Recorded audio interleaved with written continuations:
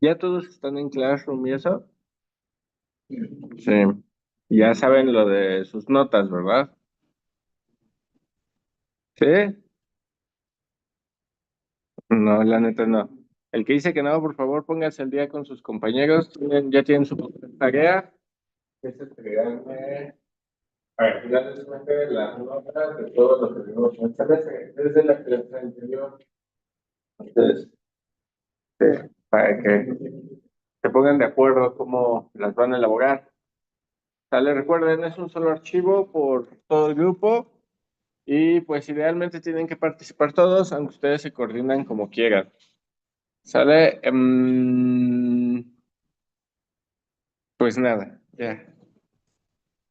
Por lo menos un poco lo que vamos a hacer. Vale, pues ahí está. Ese es el tipo de iniciativa que es.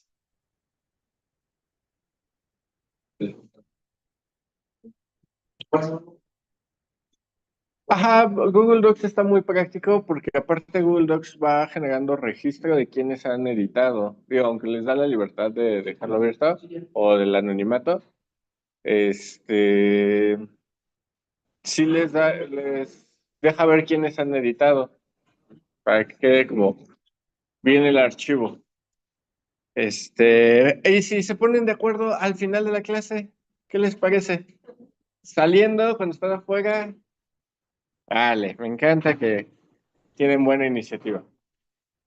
Vale, pues entonces vamos a comenzar.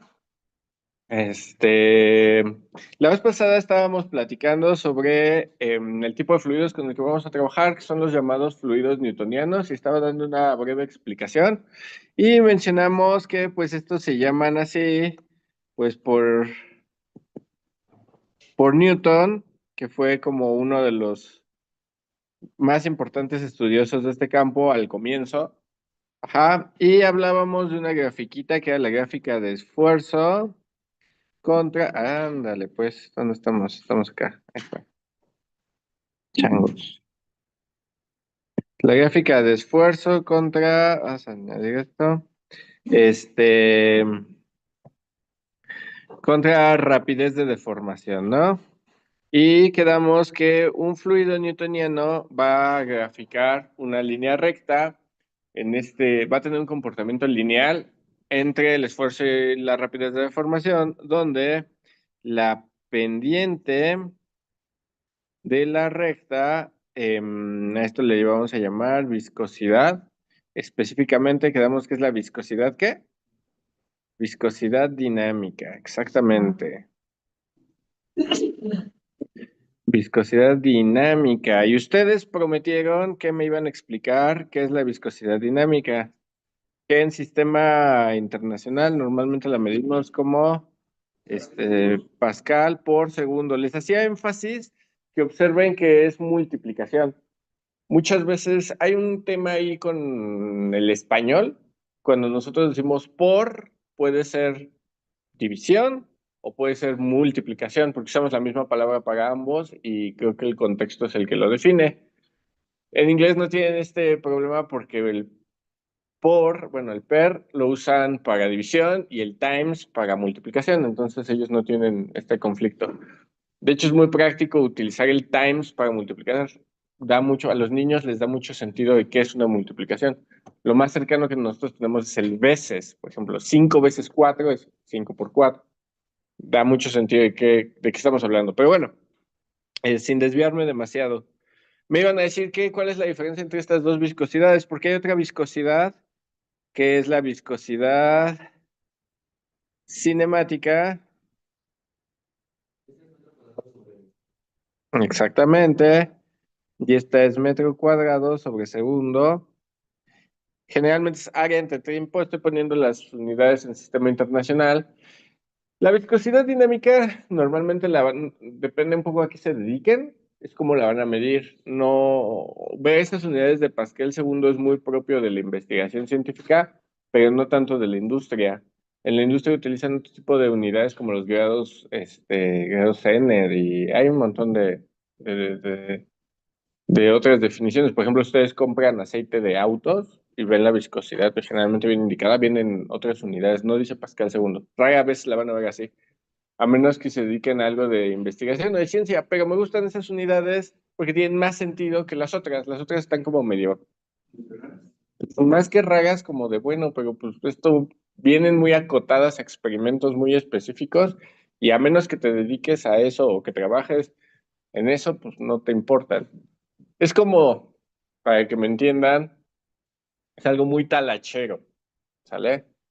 Pero estas unidades sí tienen un sentido. Pero más allá del sentido de las unidades, ustedes me van a decir cuál es la diferencia entre esas dos, que son ingenieros mecánicos de sexto semestre y ya pasaron mecánica de fluidos, ¿no? Entonces, y termodinámica. Básicamente riata para todo. A ver, acá primero. Ujú. Y la cinemática.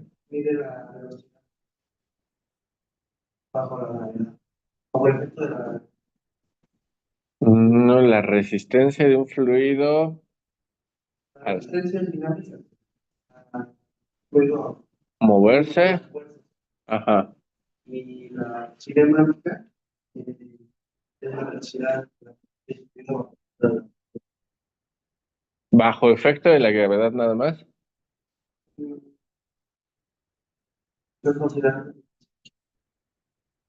No, ahí está, ese ya último lo inventó usted completamente. Más o menos él la lleva, pero todavía no. Ya había visto, no hay una necesidad estática, pero es que se fue como bien, no sé. Ajá. Ok. Es que mide el área por la que puede pasar un fluido en una unidad de tiempo y el otro parece humano, se pone todo, ¿no? De todas maneras, el cuento que el proyecto igual son pero pues diferentes. Pero curiosamente la velocidad dinámica también se parece un poquito a todo. Sería la presión que puede, en vez de fuerza y distancia, es presión, o sea, fuerza sobre un área, tiempo. Me quedó más claro que en la viscosidad sistemática, pero la viscosidad dinámica relaciona directamente el esfuerzo que le das a un fluido. ¿Lo investigó o vio las unidades y trató de dar una explicación? Indagar es vi el pizarrón y vi las unidades y traté de dar la explicación porque son no muy... Ok, no. Más o menos, tiene un poco más sentido, pero está más relacionado a lo que menciona su compañero. Lo primero es que, como bien dice su compañero, la viscosidad es una propiedad que solo puede medirse en movimiento, en flujo. No, no es que, pues un poco podemos decir que careciera de sentido si no hay flujo, ¿ok? Porque la viscosidad es, en un sentido muy amplio y muy general, es la oposición de un fluido a moverse. ¿Estamos de acuerdo? O la oposición de una sustancia a ser deformada. Propiamente es la oposición de una sustancia a ser deformada. No. Lo que pasa es que el cómo algo se opone a la deformación o cómo algo trata de resistir la deformación, lo podemos medir desde dos puntos de vista diferentes. Y usted la tiene muy bien. La cinemática tiene que ver con la velocidad de flujo, pero más que velocidad de flujo, esta está ligada a algo que se llama propagación.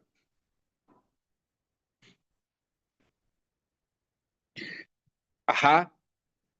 La dinámica, en un sentido estricto, ajá, en un sentido estricto es la oposición al movimiento. Es como, pues en muchos textos lo van a encontrar la viscosidad como una fricción interna del fluido. ¿Estamos? Propiamente no es como fricción así, digamos que así de amplio, pero sí la fricción que es que tú tratas de mover un objeto sobre una superficie y ese objeto trata de resistirse a ese movimiento, ¿no? ¿Por qué? Pues por su interacción entre el objeto y la superficie. Bueno, la viscosidad hace algo similar. yo trato de hacer que un fluido se mueva, se desplace, se deforme, propiamente se deforme, y el fluido no va a permitir esa deformación tan fácil, va a generar cierta resistencia a la deformación, dependiendo de qué, pues de estructuras moleculares, de enlaces químicos, de tipo de átomos, de un montón de interacciones, incluso de la superficie. De hecho, mucho de la viscosidad tiene sentido cuando ya empiezan a interactuar los fluidos con superficies, ¿sale? Ajá. De hecho, pueden usar las dos para el Reynolds. Para los que no se acuerden, el Reynolds, que es uno de los números adimensionales más importantes en ingeniería, está definido, lo pueden definir como densidad por la velocidad del fluido, lo voy a poner así para aclarar. Por aquí vamos a decirle una longitud característica que comúnmente es el diámetro y entre la viscosidad.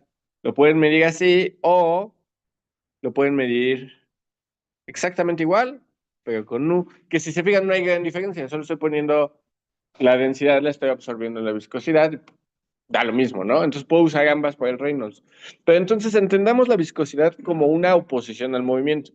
La primera, la viscosidad dinámica, tiene que ver con las fuerzas, aparece cuando hay fuerzas y de hecho viene de la definición de un fluido newtoniano. A ver, vamos a platicar primero de la viscosidad dinámica. La viscosidad dinámica piensan que el esfuerzo es, a ver, ustedes son ingenieros mecánicos. ¿Qué es el esfuerzo?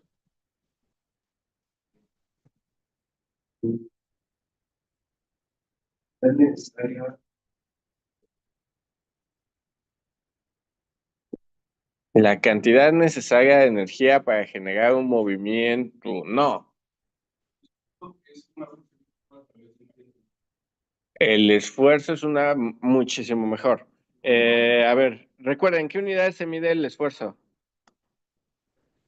El esfuerzo en sistema internacional lo medimos en pascales, tiene las mismas unidades que la presión, de hecho están ligados.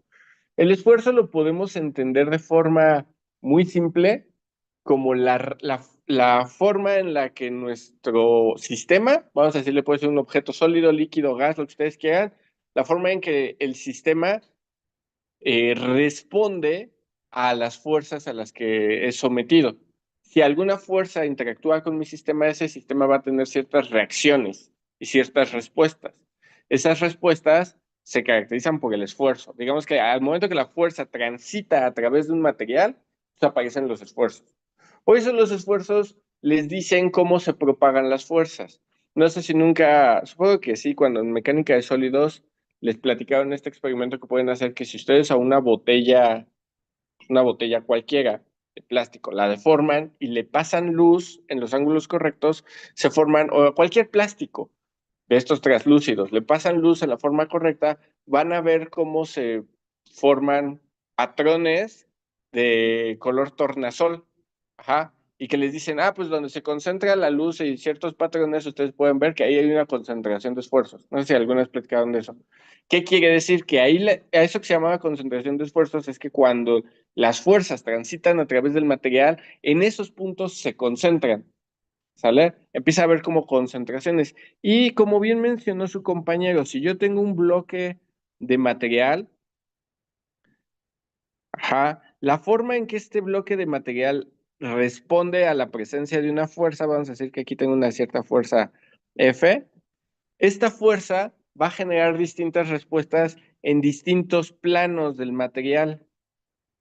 Ajá, aquí va a generar una respuesta, pero si yo hago un plano de esta forma, voy a generar una respuesta diferente.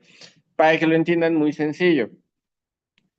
Los materiales, cuando son sujetos a fuerzas, tienen que responder, ¿no? Tienen que experimentar algo, porque el material tiene sustancia, ¿no? No es puntual.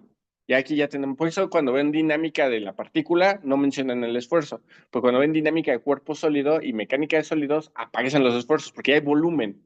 ¿Estamos de acuerdo?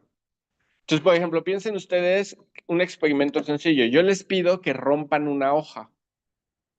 Hay varias formas en las que pueden romper una hoja, pero piensen que es más fácil que rompan la hoja como con un esfuerzo cortante, con este movimiento como de tijera, o que compriman la hoja hasta que se parta, con el movimiento de tijera, ¿no? ¿Por qué? Porque ahí tiene que ver la forma en que las fuerzas interactúan con una superficie, en este caso con el área transversal. Ajá. Sí. Ay, perdón. Vamos a decirlo así. Supongan que este es el objeto, ¿no? Es un cuerpo cualquiera. Sí, si el área es perpendicular a la fuerza, entonces estos dos van a generar un esfuerzo normal. Generalmente solo se le pone la letra sigma, ¿no? A los normales normalmente solo se les pone la letra sigma, ¿ok? Ahí la fuerza y la superficie donde está trabajando son perpendiculares. ¿Por qué se le llama normal? Porque, ¿por qué? No, puede que ahí yo elegí ese plano, pero estamos de acuerdo que puedo hacer muchos cortes así en el material. Porque todo lo que es perpendicular es normal. Acuérdense que en matemáticas y en ingeniería, cuando ustedes dicen que algo es normal, quiere decir que es perpendicular, a menos que sea estadística, ahí hay otra definición. Pero en general, cuando hablamos de vectores y estas cosas, si algo es normal, es porque es perpendicular. ¿Estamos de acuerdo? ¿Sí o no? Sí. Entonces, la fuerza y la superficie donde la estoy midiendo son perpendiculares, esfuerzo normal. Sí, por otra parte, ay, güey. Sí, por otra parte, tomo el mismo, voy a suponer un plano similar, pero esta vez la fuerza es paralela al plano, como le decimos, cortante. ¿Todos están de acuerdo? Sí. Entonces, el esfuerzo cortante comúnmente se le pone la letra tau. ¿Por qué? Quién sabe, ¿no? Es como que una que nos gusta. Entonces, la gran distinción entre esos dos, pues, la dirección del plano, ¿no? Pero bueno, entendamos entonces que si yo aplico una fuerza a un material, este material tiene que reaccionar de algún modo. Ajá. La forma en que el material va respondiendo depende de los distintos planos en el que lo analicemos. No es que solo exista uno o solo exista el otro. Podemos hacer que existan ambos en simultaneidad. De hecho, el esfuerzo, si se fijan, yo aquí en la gráfica le puse unas rayitas arriba, ¿no? Y nadie preguntó, todos me creyeron y dicen, ah, pues sí, el doc está loco y pues, le tiembla la mano y pone dos rayitas. No, toda la simbología, acuérdense que están aprendiendo a leer. Y leer implica entender símbolos. Toda la simbología tiene un significado. El esfuerzo y la presión se miden en las mismas unidades porque ambos hablan de cómo una fuerza afecta a superficies. La diferencia, entre muchas otras, es que el esfuerzo es de este tipo de objetos que en dinámica de medio continuo, en mecánica de medio continuo llamamos diadas. Ustedes las conocen como generalmente matrices, aunque no es lo mismo. Y el esfuerzo tiene componentes. Vamos a tener uno, dos, tres, uno, dos, tres. Propiamente los materiales cuando se experimentan una fuerza van a generar un montón de reacciones. Esas reacciones trabajan en un montón de direcciones. Entonces va a haber un montón de esfuerzos. Los de la diagonal principal son los que llamamos esfuerzos normales. Ajá. Y los de las fuera de la diagonal principal son los que llamamos cortantes. ¿Ok? ¿Por qué aparecen 9 componentes? Bueno, son 9 porque estamos en 3 dimensiones, básicamente. Entonces, ay, no quería explicar todo esto. ¿Ya vieron esa matriz en otra materia? ¿Lo tuvieron que, lo tuvieron que ver en materiales o cuando ven el círculo de Moore y todo esto? También tuvieron que ver esto. ¿Sí se acuerdan o no? A ver cuántos se acuerdan, para saber si lo explico o lo mando al diablo. Es el tensor. Uno, dos, tres, cuatro, cuatro, uno no muy seguro, cuatro y medio, cinco. Sí, bueno, ok, seis. Seis, lo voy a explicar. Chale.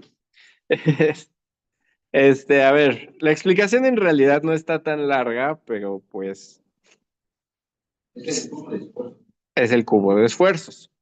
Vamos a suponer que este cubo está sujeto a una cierta fuerza F.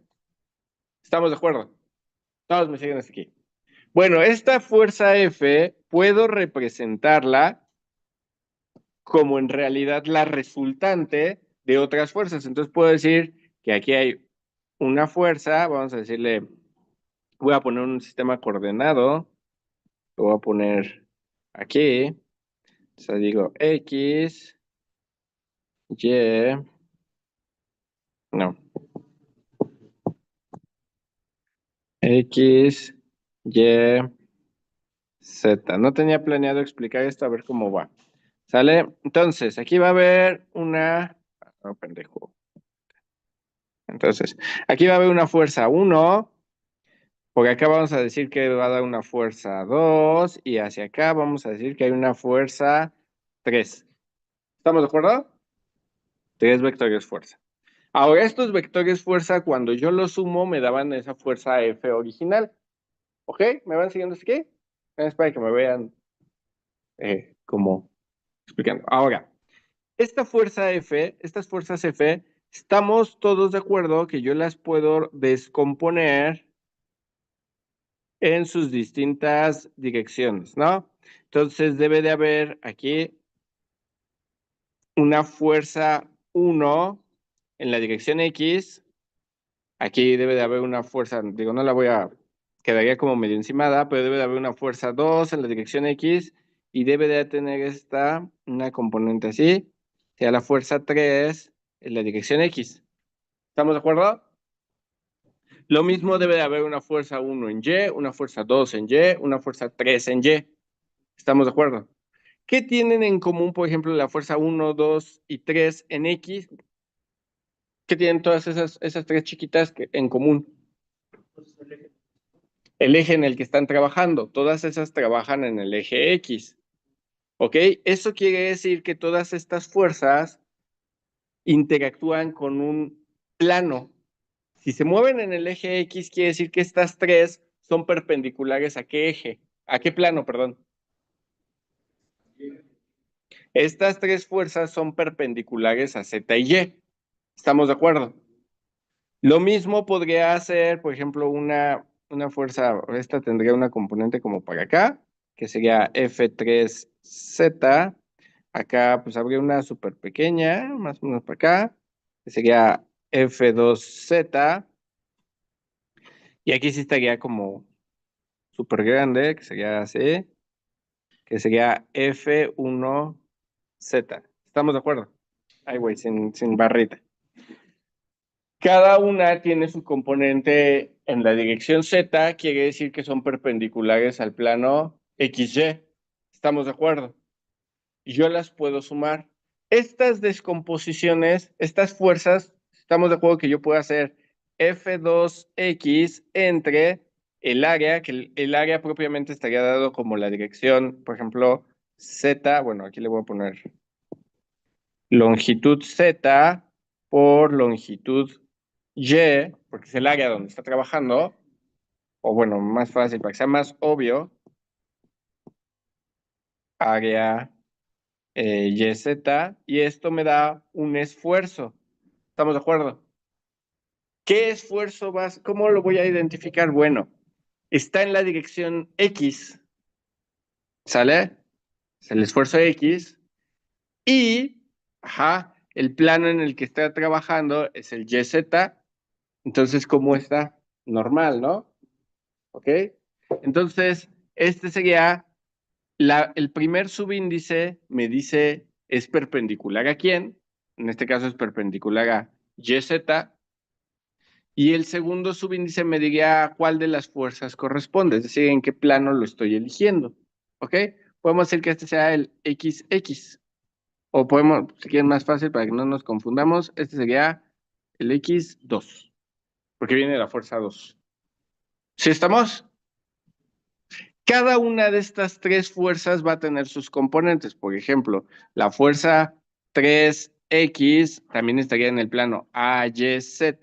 Por ejemplo, viendo la fuerza 3X, que le diríamos esfuerzo X3. Sería, a ver, déjenla remarco con un color para que identifiquen de quién hablo. Vamos a usar este. Bueno, y entonces sería esta, ¿no? Ok, para esa fuerza, ¿será un esfuerzo normal o cortante? La rojita que marqué ahí, para el YZ. O más fácil, más fácil. A ver, más fácil, más fácil. Esta fuerza, ay, güey, estúpido. Más fácil, para que no nos confundamos tanto. Esta fuerza, ¿trabaja de forma normal o cortante a ese plano? Cortante al plano YZ, ¿estamos de acuerdo? Digo, no completamente, pero sí una parte, ¿no? Entonces, si se fijan, cada una de estas tres fuerzas que yo generé a partir de una fuerza principal, que la descompuse en planos y luego esa la descompuse en sus direcciones, ¿sí me van siguiendo? Me permiten generar distintos esfuerzos y estos esfuerzos van a cambiar dependiendo del plano en el que esté midiendo. ¿Sí queda claro? Por ejemplo, puedo medir la fuerza. Ay, estúpido. Puedo medir ok, la verdad. Perdón. Puedo medir la fuerza 2Y. Ajá, también la puedo medir contra el plano YZ. Y esto me daría otro tipo de esfuerzo. Esto sí sería un cortante. ¿Sí? Porque el plano es paralelo a la fuerza. ¿Estamos? Cuando yo trato de medir todas estas componentes que en realidad son reacciones que está teniendo el material, entonces es cuando yo genero mi matriz de esfuerzos. Porque eso hay muchos lados. Si lo hacemos solo en dos dimensiones, ya no tenemos un cubo, tenemos un cuadro.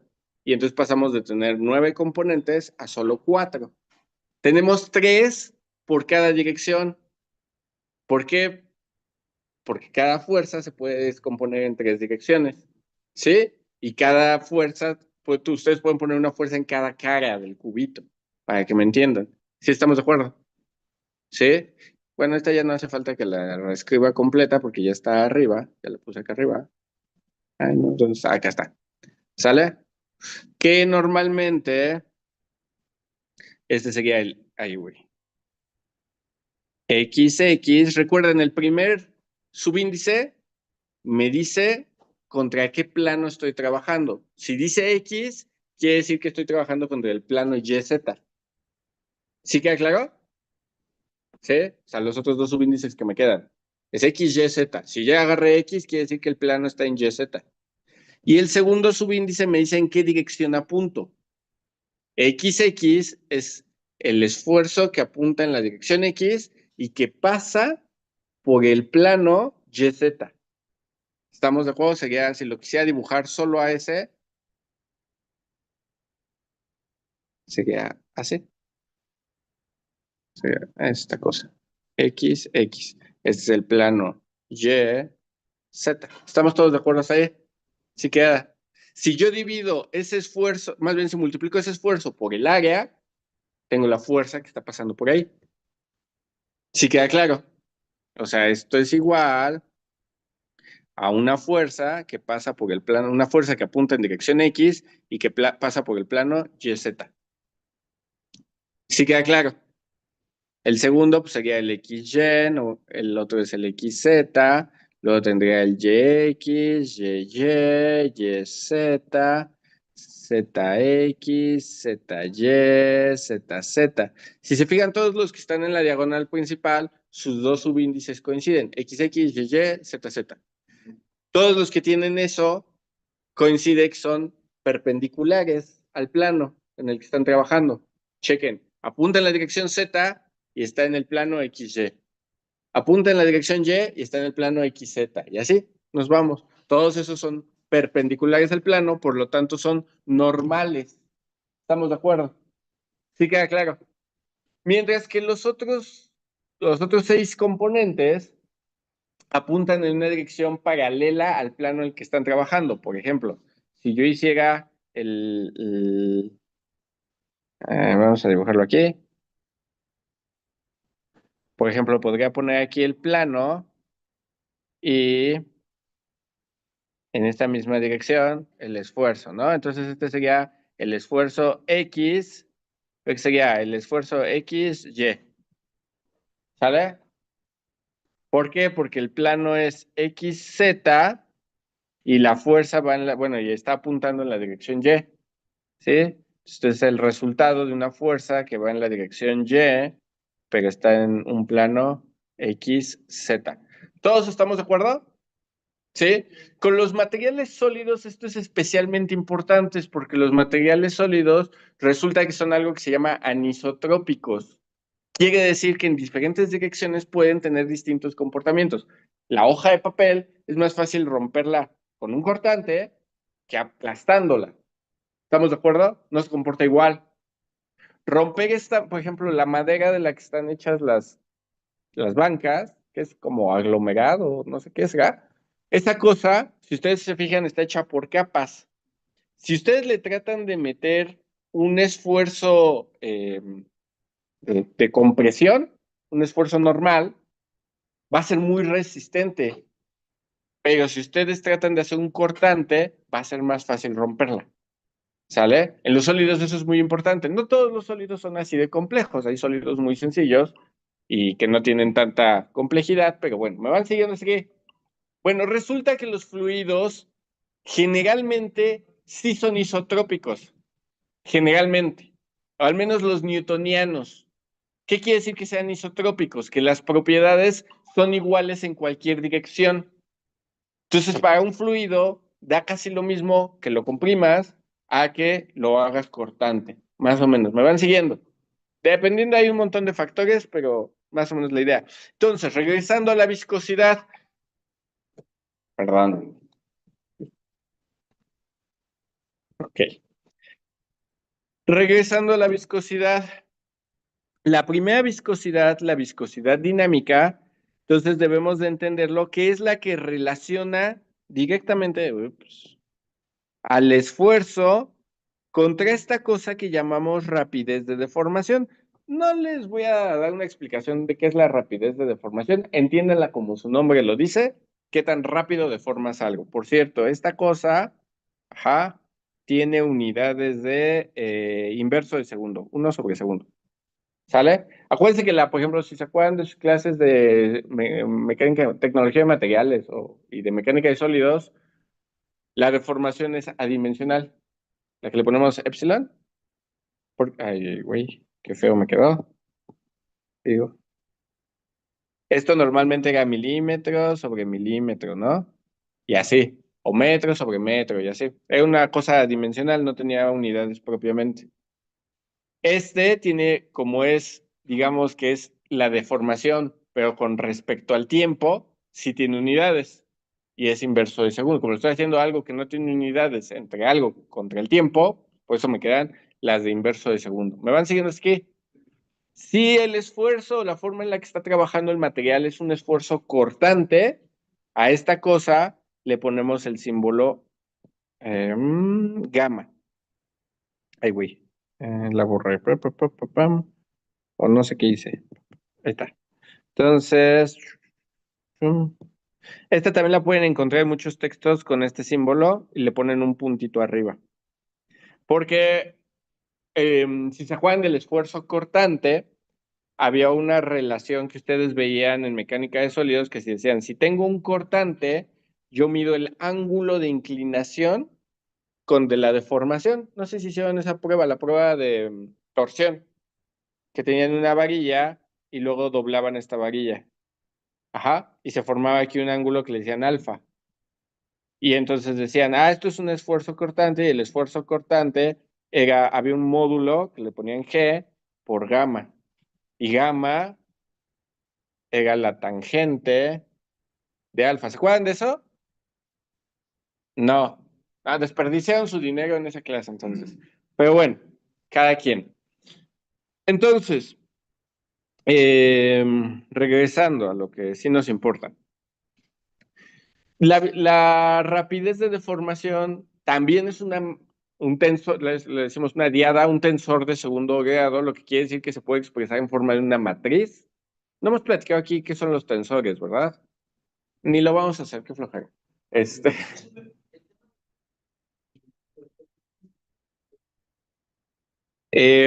así, matriz de esfuerzos. Solo pónganle matriz de esfuerzos y les aparece ahí en Wikipedia. Es más, pongan rapidez de formación y también les aparece en Wikipedia. Y les va a aparecer algo que se llaman tensores. ¿Explico qué son? Sí, vamos a explicar qué son los tensores rápidamente. Bueno, ¿hasta aquí alguien tiene alguna duda? No. Si el fluido es newtoniano, ¿qué es lo que nos importa? Si el fluido es newtoniano, eso implica dos cosas. Cosa número uno, el esfuerzo es linealmente dependiente de la rapidez de deformación. Lo repito porque creo que algunos lo están escribiendo. Si el fluido es newtoniano, el esfuerzo es linealmente dependiente a la rapidez de deformación. Es decir, si lo gráfico hace en una línea recta, ajá, y su proporción es lineal. Se puede expresar en forma de una ecuación lineal. Una ecuación lineal sería como esta. Ay, güey. Y igual a mx. X sería la rapidez de deformación, Y es el esfuerzo, M es la pendiente. Aquí, ¿quién es la M? La viscosidad. La viscosidad es la constante de proporción entre qué tanto tiene que incrementarse tu esfuerzo si tú incrementas la rapidez de deformación. ¿Estamos de acuerdo? La proporción que enlaza esos dos es la viscosidad, específicamente la viscosidad dinámica. Entonces, como bien decía su compañera al inicio, la viscosidad dinámica tiene que ver con las fuerzas, la oposición a fuerzas. Básicamente es cómo el fluido se va a oponer a la deformación. ¿Estamos de acuerdo? Si yo tengo una viscosidad dinámica alta, quiere decir que para que yo pueda aumentar la rapidez de deformación, tengo que aumentar el esfuerzo muchísimo. Si yo tengo una viscosidad dinámica baja, quiere decir que yo puedo aumentar mucho la rapidez de deformación y casi no voy a experimentar incremento en el esfuerzo. ¿Estamos de acuerdo? Ahora, hay fluidos que no tienen esta relación lineal, muchísimos. Por ejemplo, hay unas cosas que obedecen una ley que se llama ley de potencia. Por ejemplo, hay unos que le dicen engrosante al corte. Engrosante al corte quiere decir que entre más lo deformas, o más rápido, mejor dicho, más rápido lo deformas, más rígido se pone el sistema. ¿Han escuchado las arenas movedizas? ¿O han jugado esto? No sé si alguna vez hicieron el experimento de maicena con agua. ¿Nunca lo hicieron? Los que no lo hicieron, háganlo, vivan un poquito. Tomen tantita maicena, échenle un poquito de agua y ustedes le van midiendo. Entre más agua va a quedar más diluido y entonces se nota menos el efecto. Pero ahí pónganle poquita y lo que van a ver es lo que comúnmente les dicen fluido no newtoniano, pero nadie sabe a qué se refieren con eso, solo dicen se ve cool. Lo que van a notar es que si ustedes tratan de agarrar la maicena, en este caso las arenas movedizas o la maicena con agua, tratan de moverlas rápido, ajá, van a notar que se empieza como a solidificar, se hace muy rígida. Eso quiere decir que si yo aumento la rapidez de deformación, comienza a aumentar el esfuerzo, pero la relación ya no es lineal. ¿Sale? Puede ser una función cúbica o cuadrática o de algún exponente. Ajá. Lo que pasa es que la maicena queda como se hace una disolución, pero no se alcanza. No sé si ustedes han notado que la maicena no se disuelve al 100% en el agua. Por ejemplo, alguno de ustedes que le haga el gym ha usado proteína. Bueno, no sé. No, no pasa nada, no los mata, ¿no? No es droga. Pero bueno, las proteínas son cadenas de moléculas, en este caso la que compran y echan en polvo son aminoácidos, eso genera que las proteínas son cadenas de moléculas largas, polímeros, pueden formar polímeros, pero estas cadenas son, en el caso lo mismo pasa con la maicena y con la arena movediza, son partículas muy grandes que no se terminan de disolver en el agua. Por eso si le echan mucha agua, queda muy diluido y no pasa nada. Si le echan poquita agua, no se alcanza a disolver completamente, entonces tienes una disolución donde hay parte líquida y una parte, pues sí, efectivamente sólida. Entonces, cuando tú lo tratas de mover, el fluido se desplaza, pero el sólido comienza a compactarse. Y ahí te da ese efecto como de rigidez. ¿Estamos de acuerdo? Hay otros fluidos que hacen todo lo contrario. ¿Han pintado alguna vez una pared? ¿No? Hagan algo con su vida los que no. Si ustedes han pintado, saben que la pintura no es como que la destapas y la empiezas a aventar hacia lo pendejo. Primero que tienen que hacer, diluir, le dicen diluirla. Bueno, ahí le echan algún solvente para que quede, pero también tienen que empezar a mezclar.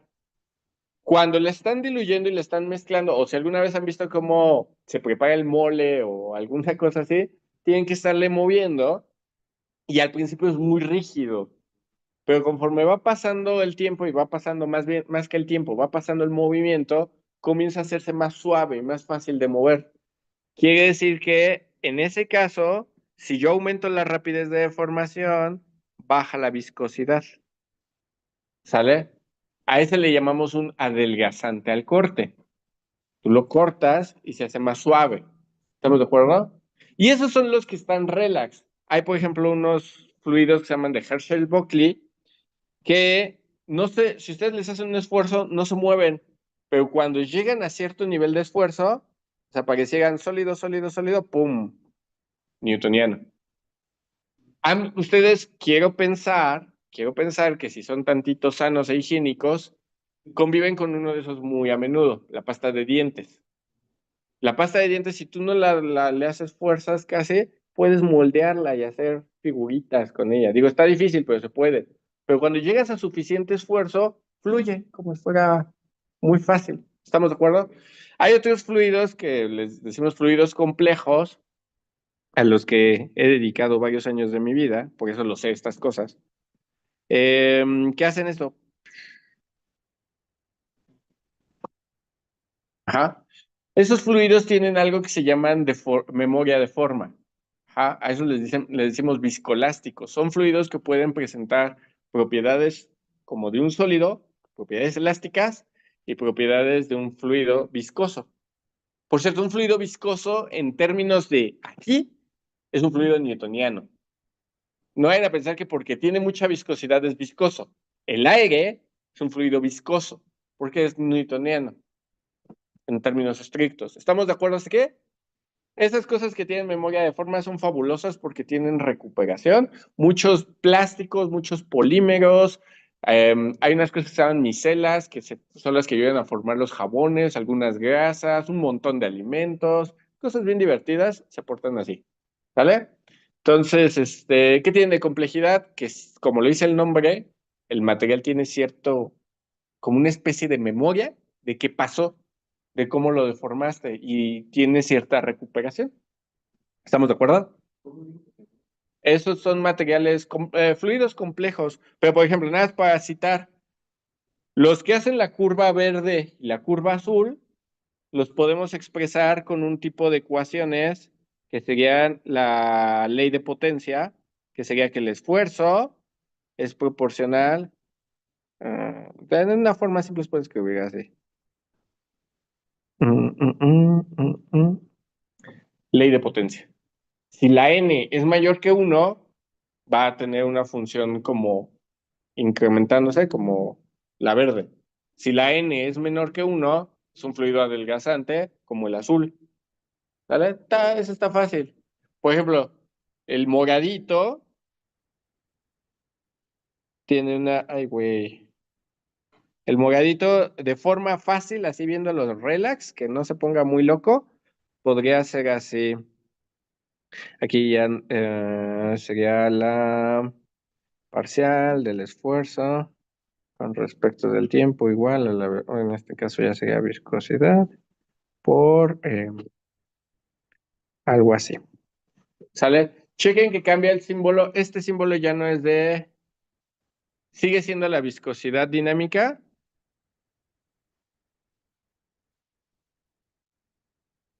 pero ya no le ponemos la letra mu, le ponemos una letra que se llama eta.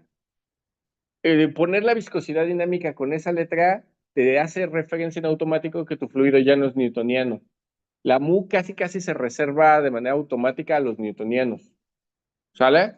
Si ven que la viscosidad está puesta así, empiezan a temblar porque van a tener que meter muchas ecuaciones diferenciales.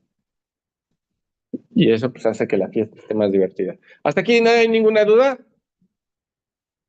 Pues muy mal, porque deberían de tener una duda. ¿Y esta qué? Bueno, vamos a ver. Vamos a eso. La viscosidad cinemática. La viscosidad cinemática también mide la oposición del movimiento a la deformación, pero mide desde otra perspectiva.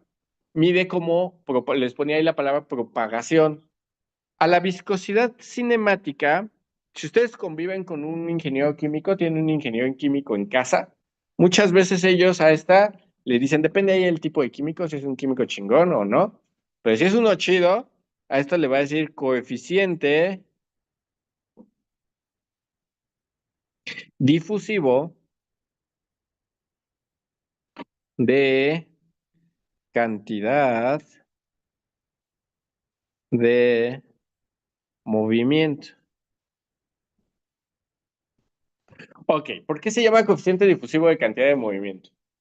O nosotros lo conocemos como viscosidad cinemática. Resulta que hay un fenómeno, bueno, ustedes ya son ingenieros, se les puedo preguntar, ¿qué entienden por eso? A ver, vamos palabra por palabra. ¿Qué es coeficiente? Una proporción de relación Una proporción, algo que multiplica, ajá, a una variable. ¿Qué entienden por difusivo? que se esparce. Que se esparce, muy bien, que se difunde, que se propaga. Ajá. ¿Y cantidad de movimiento? Es la más fácil de la... No, ¿qué pasó? ¿Qué pasó? Son ingenieros. ¿Qué es cantidad de movimiento? Comúnmente a esta cosa le ponen la letra P y es un vector. No, ¿qué pasó? ¿Quién les dio dinámica? Digo, para que vayan y le menten a su madre. Es el momento. A la cantidad de movimiento, tenemos cantidad de movimiento lineal y cantidad de movimiento de torsión o angular. Ajá. A la cantidad de movimiento lineal le ponemos la letra P, que esto es masa por velocidad. Ahí vayan y reclamen ahí lo que pagaron por su clase de dinámica. Seguramente fue poco, pero esta cosa es muy importante porque te está ligando a la inercia, cómo algo se mueve. Bueno, resulta que si ustedes, pensémoslo así, hay un fenómeno que se llama difusión. Hay distintos tipos de difusión. Por ejemplo, si es difusión de calor, le decimos conducción de calor. A ver, ¿todos entienden qué es el fenómeno de conducción de calor? De modo sencillo. ¿Quién me puede explicar qué es la conducción de calor? Así, de modo fácil. Que si dos cuerpos y uno está más caliente que otro, de donde está más caliente va a conectar con donde está más frío. Vale. Pero eso no necesariamente tiene que ser por conducción, también pasa por radiación, igual, exactamente igual, lo mismo pasa también en radiación. Conducción se refiere al contacto directo. ¿Qué hay contacto? La conducción de calor implica un contacto físico entre los dos materiales. Entonces, si yo pongo dos objetos en contacto directo, empieza a haber una transferencia de calor, ¿ok? Ahora, comúnmente, ustedes cuando hablan de conducción de calor se imaginan así, material, vamos a decirle, este tiene la T caliente y este tiene una temperatura fría, y como que normalmente a la imaginación nos viene algo así, que se está esparciendo el calor así, ¿sí o no?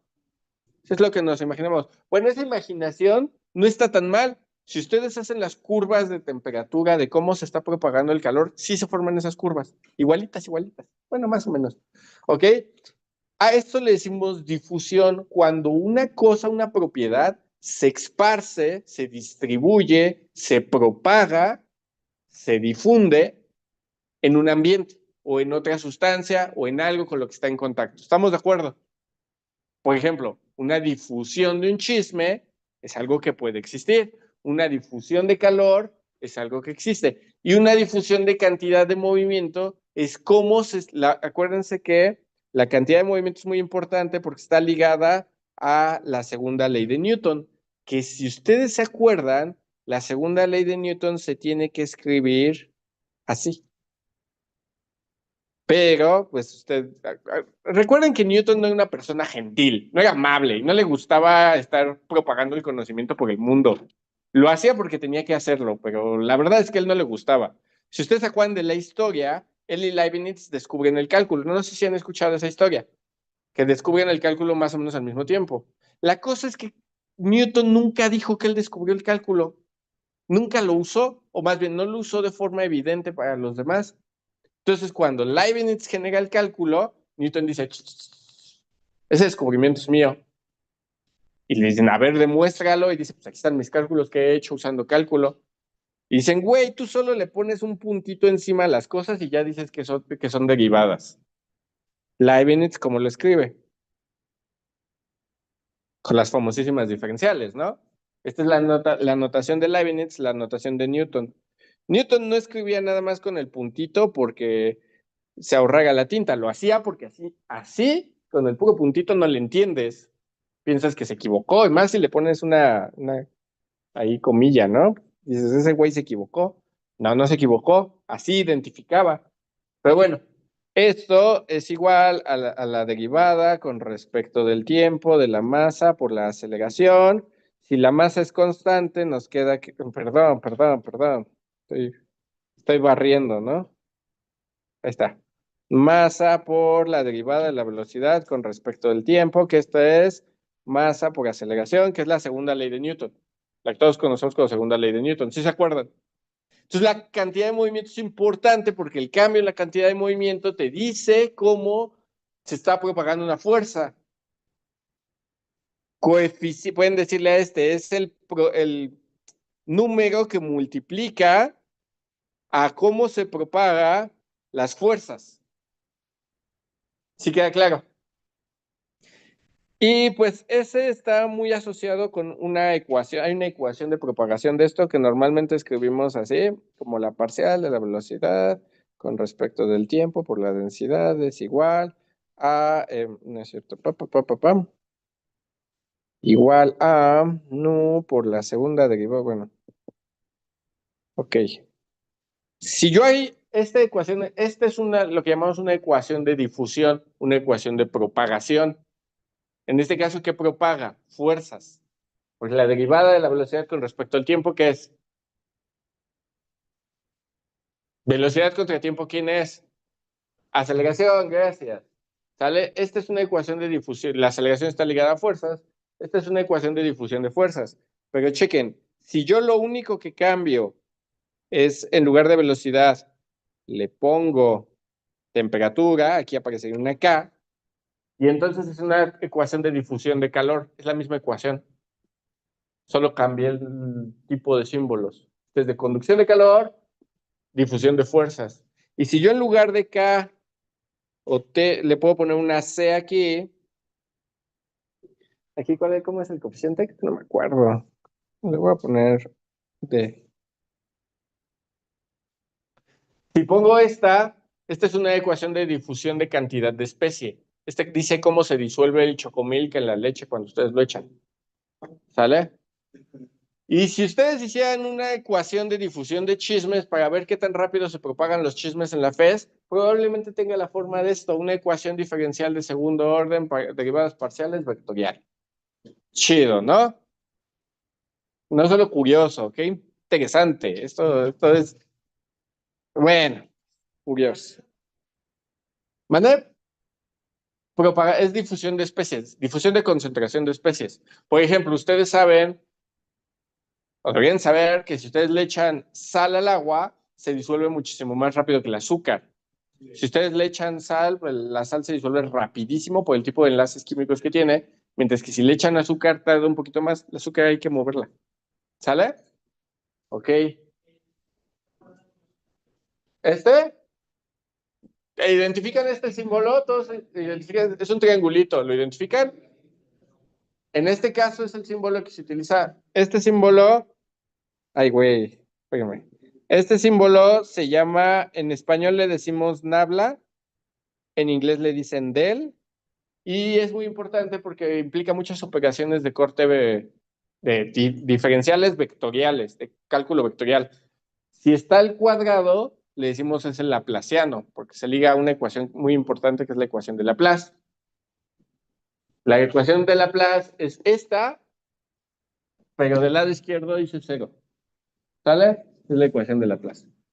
Bueno, la ecuación de Poisson y luego la ecuación de Laplace. Si tiene un puntito, porque esta cosa tiene naturaleza vectorial, si tiene un puntito, un producto punto, le decimos divergencia. Si no tiene ni el cuadrado ni el puntito, decimos que es el gradiente. Si le hacemos un producto cruz, decimos que es el rotacional. Y así hay muchos, ¿no? Propiamente sí los tendría que explicar todos, pero hoy no tengo las ganas, ¿no? No, la verdad es que sí toma algo de tiempo, pero acuérdense que habla, sí toma tiempecito, pero acuérdense que habla, es la parcial con respecto de X en la dirección Y, más la parcial con dirección Y con respecto de J, más la parcial con respecto de Z en la dirección K. O sea, son las derivadas parciales en cada dirección. Sí, pero es un vector. O sea, nabla es un vector. Entonces, como vector, acuérdense que hay varios tipos de productos vectoriales y cada producto vectorial tiene su significado. No es lo mismo hacer un producto punto que un producto cruz, que solo pegarlos, es un producto diádico o producto interior. Hay muchos, ¿vale? Ok, vale, bueno. Entonces regresamos. La viscosidad cinemática, por cierto, si quieren que enfoque alguna parte en específico, me dicen, no hay falla.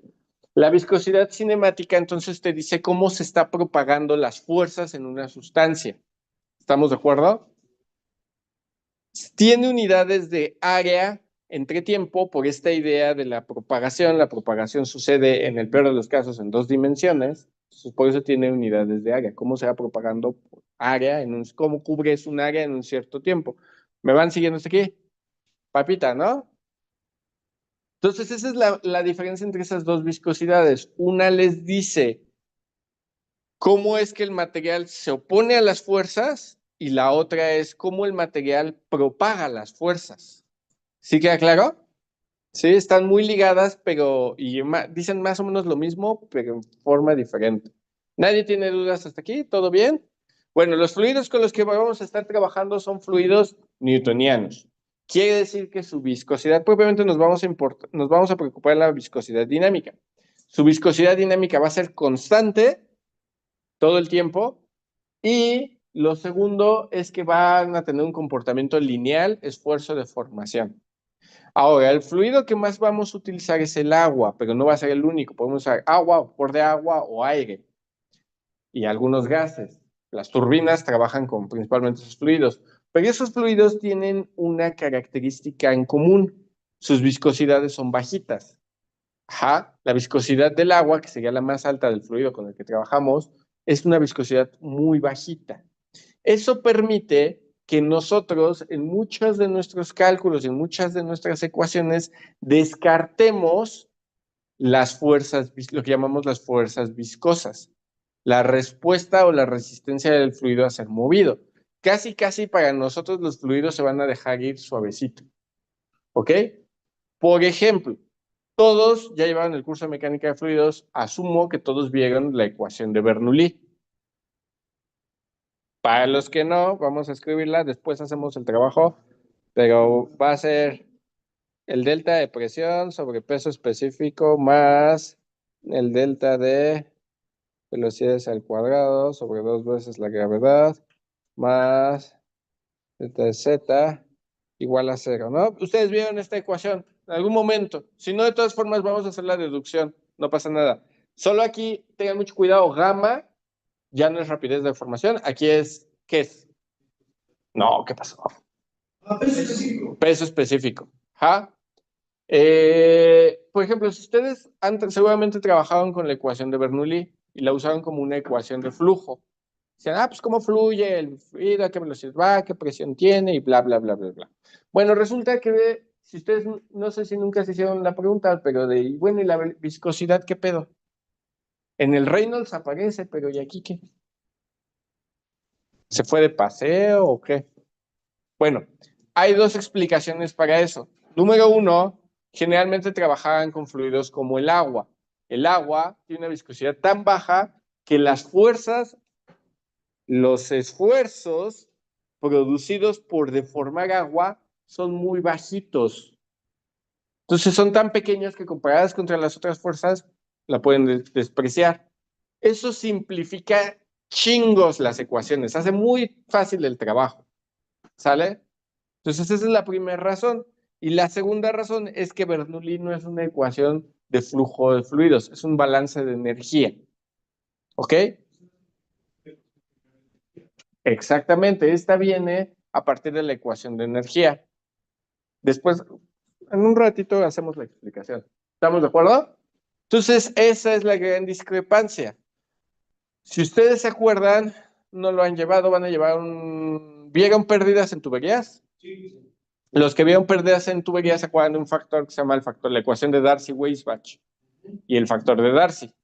Y en el factor de Darcy aparece el Reynolds. Bueno, los que dicen, no vi nada de eso, vayan y por favor le reclaman al profe así de, oiga, ¿por qué yo no vi pérdidas en tuberías? Vale. Después lo explico, pero a ver, las pérdidas en tuberías, no sé si se acuerdan y lo platicaron con su profesor, pero las pérdidas en tuberías dependen del tipo de fluido. Ajá. Y dependen de qué tan rápido está fluyendo. Esas pérdidas aparecen por efectos viscosos. Muchas veces, muchos ingenieros, cuando tienen que trabajar con un fluido donde la viscosidad sí importa, le ponen más HF.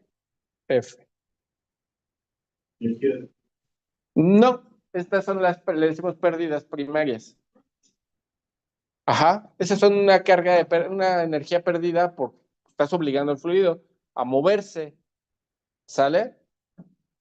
Y estas dependen de la... Aquí sí aparece la viscosidad. ¿Estamos de acuerdo? Muchas veces en muchos trabajos de ingeniería, para ahorrarse todo el cálculo que implica considerar la viscosidad en el flujo, solo añaden un coeficiente experimental. Ajá. O lo hacen a través de la ecuación de Darcy. ¿Estamos de acuerdo? Bueno. Nosotros, por suerte para ustedes, vamos a estar trabajando con estos fluidos de baja viscosidad. Y digo por suerte porque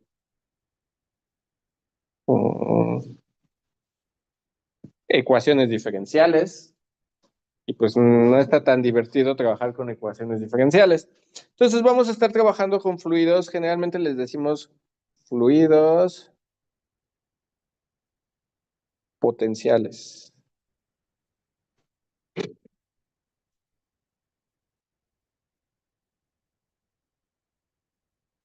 ¿Se acuerdan qué quiere decir invícido? No, invícido es que la viscosidad es muy baja o no existe. Por ejemplo, los superfluidos son fluidos que manifiestan, que son invícidos en, en la realidad, ¿no? Generalmente esto era como algo teórico. Todos los fluidos expresan cierto nivel de viscosidad, pero los superfluidos no, que son cuando tienes condiciones propias de la mecánica cuántica a muy bajas temperaturas, la viscosidad se va de paseo, desaparece. ¿Sale? Entonces, los fluidos con los que vamos a estar trabajando son fluidos ideales, también les decimos ideales. Donde su viscosidad es muy, muy, muy, muy baja, técnicamente es cero. ¿Ok? Ahora, vamos. Tenemos para que nosotros podamos empezar a hablar ya de flujos de fluidos, tenemos que establecer nuestro marco de referencia. Ya sabemos que vamos a trabajar con fluidos newtonianos, pero tenemos que establecer las escalas de trabajo, ¿ok? Hay algo que nosotros llamamos escalas de trabajo. ¿Por qué? Dependiendo de la escala con la que ustedes estén analizando un fenómeno, el tipo de matemáticas, el tipo de ecuaciones, el tipo de herramientas que voy a utilizar puede cambiar y algunas herramientas son sencillas, multiplicaciones, sumas, divisiones, una potencia de vez en cuando, y algunas herramientas son una patada en los huevos. O sea, cálculo tensorial, matrices, operadores de transformación. Piénsenlo así. Si ustedes van a analizar cómo está fluyendo el agua en un tubo, no le van a meter la ecuación de Schrödinger. ¿Estamos de acuerdo? ni le van a meter ahí el hamiltoniano ni cosas complicadas, porque esas son matemáticas muy poderosas que te dan un nivel de detalle exquisito. Te pueden predecir cómo se está comportando cada átomo, sí, pero necesitas ese nivel de potencia de cálculo. ¿Estamos de acuerdo? Y tal vez el gasto en análisis, o el gasto computacional, o el gasto de cálculo, y aquí computacional lo digo como algo que haces matemáticas, no solo como la computadora, tal vez ese gasto no lo compensa, ¿vale? Tal vez es más fácil como dices, bueno, yo quiero un análisis ahí, quiero saber qué está pasando, pero no necesito precisión a la millonésima. ¿Estamos de acuerdo? Por eso establecemos ciertas escalas de comportamiento. Podemos pensar que vamos a tener algo que ya llamamos un análisis global, o yo llamo así. Este análisis global va a estar fundamentado en la idea de solo voy a analizar lo que entra, lo que sale, y ahí me hago una historia de qué pasó en medio. ¿Estamos de acuerdo? ¿Sí? Es un análisis donde no voy a ver tanto detalle, no me voy a tratar de profundizar demasiado en qué está pasando para hacer simplificaciones, un chorratal de simplificaciones. Por ejemplo, una es que el fluido es invícido. Si yo quiero mejorar la escala, mejorar la precisión, tengo que considerar la viscosidad. El siguiente nivel de escala es lo que nosotros llamamos medio continuo.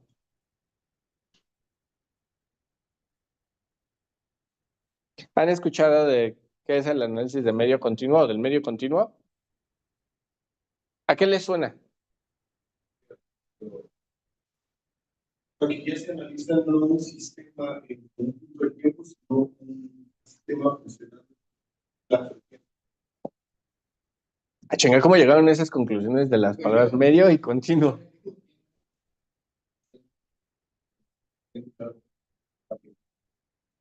Exactamente, que no tiene separaciones, ¿no? Algo continuo es algo que no tiene separaciones, que continúa.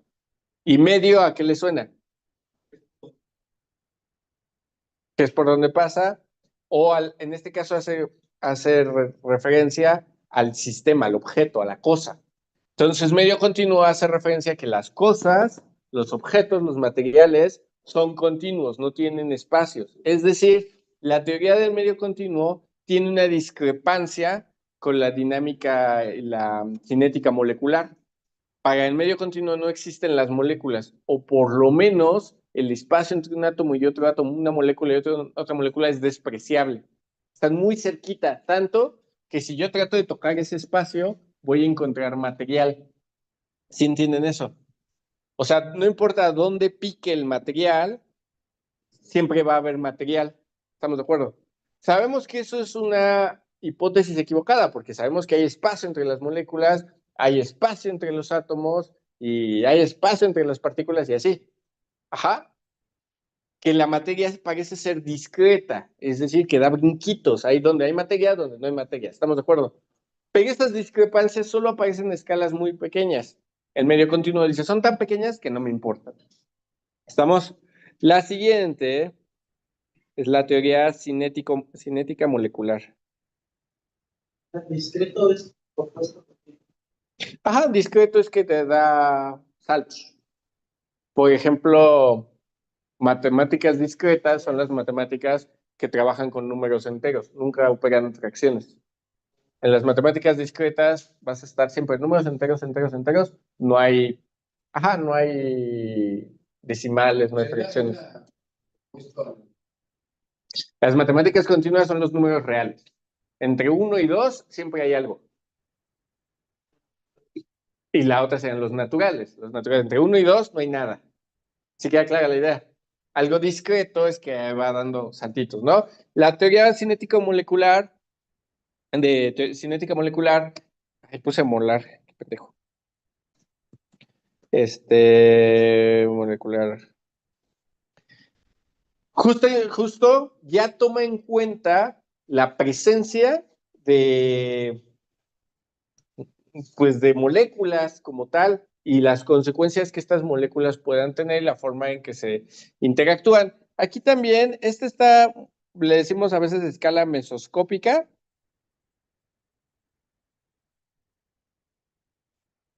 donde ya hay moléculas, ya las puedes ver, ya puedes trabajar con ellas, pero igual y todavía el espacio entre las moléculas te vale madres.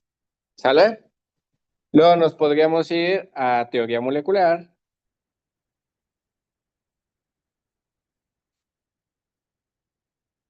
Por cierto, en la teoría cinético-molecular, por ejemplo, ustedes no analizan la molécula como tal, sino le hacen un análogo mecánico.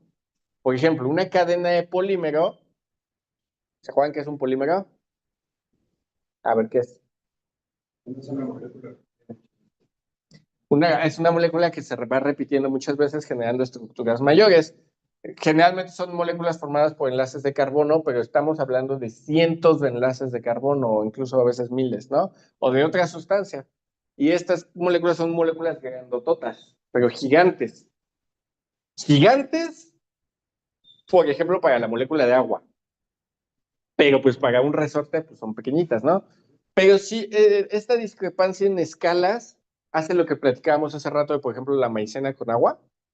Hay una discrepancia entre escalas, entre las moléculas de maicena o las partículas de maicena y las partículas del agua. Una discrepancia tan grande es como entre un edificio y ustedes. En tamaño hay una discrepancia muy grande. Estas moléculas no las analizamos como tal, sino buscamos un análogo mecánico, un objeto mecánico que decimos, pues se porta similar. Por ejemplo, para las moléculas de polímero, decimos, usamos resortes, ¿sale? Para las moléculas, por ejemplo, en general, en la teoría de gases ideales, utilizan esferas, ¿sale?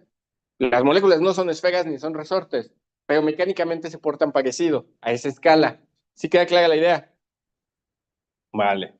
Siento que varios de ustedes ya están en otra historia. Este güey a qué hora acaba. Sí, ya, así de, yo solo quiero el primero porque es el que voy a ver. Bueno, ya después de la teoría molecular ya viene teoría atómica y cuántica, ¿no? Mm. Ya sería la escala atómica. ¿Por qué es que se les queda? O escala cuántica, si quieres verlo. Porque, a ver, aquí ya estamos analizando la diferencia entre la teoría molecular y o la escala de teoría molecular y la escala atómica o cuántica. Si quiere, quítele la teoría, no pasa nada. Para la escala molecular o escala atómica, como ustedes quieran. Aquí sí ya empezamos a ver las interacciones que pueden tener, por ejemplo, los electrones individualmente entre un átomo y otro. ¿Ah? Aquí sí la molécula ya te importa su configuración, ya te importa el tipo de enlace que va a generar, ya te importan los números atómicos que aparecen y que te enseñaron en la secundaria y nadie te dijo para qué era el SP y no sé qué. ¿Sí se acuerdan? Bueno, en esa teoría ya importa. Pero chequen, estas últimas escalas, el nivel de análisis que requieren es gigantesco, porque es una escala súper chiquita. O sea, estamos tan solo llegar a la escala molecular, a la teoría molecular, estamos hablando de números de moléculas del orden del número de Avogadro. 6.023 por 10 a la 23. Ya eso, o sea, son 23 ceros, ni siquiera sé cómo se le dice un número de ese tamaño. Ya hace mucho que los billones quedaron atrás, los trillones quedaron atrás. Es un número estúpidamente grande.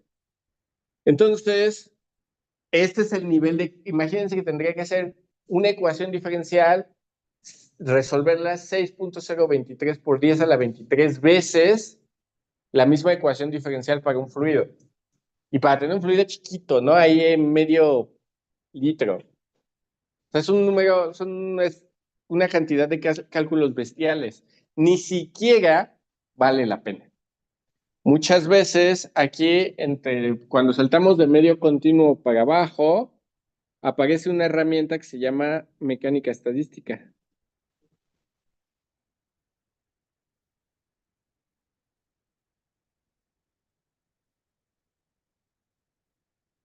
¿Qué es la mecánica estadística? Pues es la física estadística o termodinámica estadística. Es la rama de la mecánica de la física y de la termodinámica que estudian los hombres de acción, ¿no? O sea, si ustedes le quieren entrar a lo más chido de la ciencia, van a tener que pasar por ahí.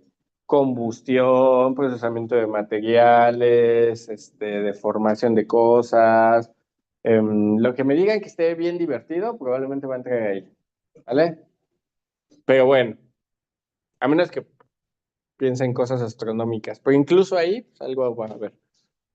Ok, entonces saltando del medio continuo para abajo, ya tenemos que meter estadística porque estamos hablando de cantidades gigantescas. ¿Estamos? Ahora, ¿dónde vamos a trabajar nosotros que estamos bebés y que pues así ni siquiera podemos retener la atención por una clase de 1 hora y media? Aquí.